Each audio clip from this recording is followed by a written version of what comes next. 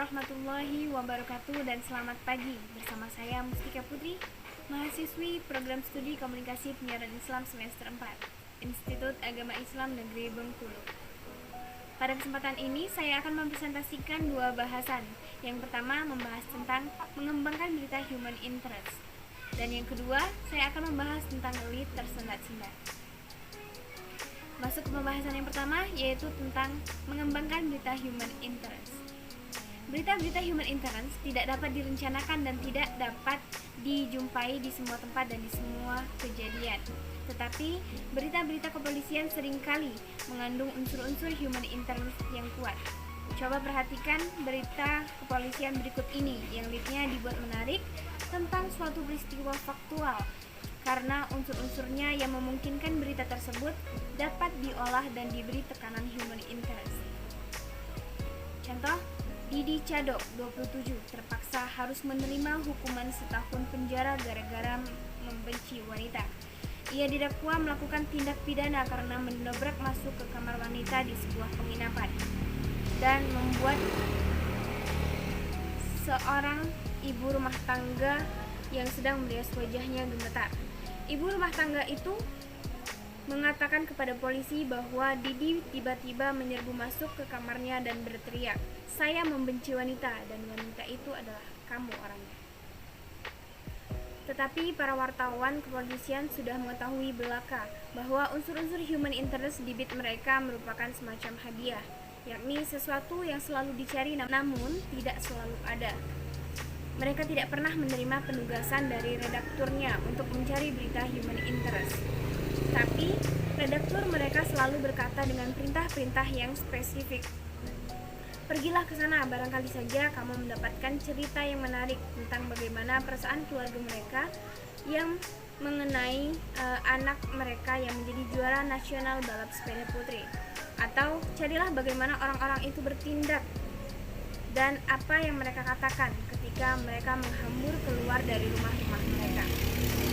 Atau jangan hanya melaporkan perusahaan-perusahaan mana saja yang ikut dalam pawai mobil itu, tetapi laporkan komentar orang-orang tentang hal itu. Contoh-contoh ini menggambarkan suatu prinsip bahwa human interest biasanya memperhatikan dirinya dalam situasi-situasi manusiawi atau dalam situasi-situasi yang melibatkan manusia. Lanjut ke pembahasan yang kedua, yaitu tentang lead tersendat-sendat. Sebelumnya saya akan menjelaskan terlebih dahulu apa itu lead. Lead berita atau teras berita merupakan bagian paling penting dari fakta yang dikumpulkan. Lead berita terdapat di alinea pertama yang harus memenuhi syarat sebagai berikut. Pertama, bagian paling penting dari fakta yang diberikan. Yang kedua, ditulis lengkap, singkat, dan padat. Dan yang ketiga, disajikan secara sederhana, mudah dipahami, dan menarik. Lead memuat lengkap jawaban terhadap pertanyaan 5W plus 1H. Namun penulisan singkat dan padat, jumlah kata biasanya antara 26-30 kata. Kadang tidak semua jawaban 5W plus 1H bisa dimuat dalam lead, karena kalau dipaksakan alineanya yang akan terlalu panjang. Jika demikian, maka unsur why dan how bisa dimuat di alinea berikutnya. Masuk ke pembahasan tentang lead tersendat-sendat atau the staccato lead. Jika unsur waktu, aksi yang cepat atau interval-interval yang memisahkan kejadian-kejadian yang saling berkaitan harus diberi tekanan, lead yang dipakai adalah lead staccato ini.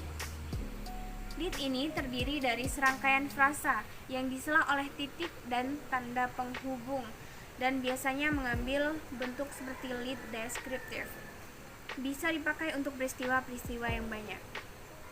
Contoh 1, 30 tahun lalu, pada tahun 1973, di era yang lain, dalam kehidupan yang berbeda.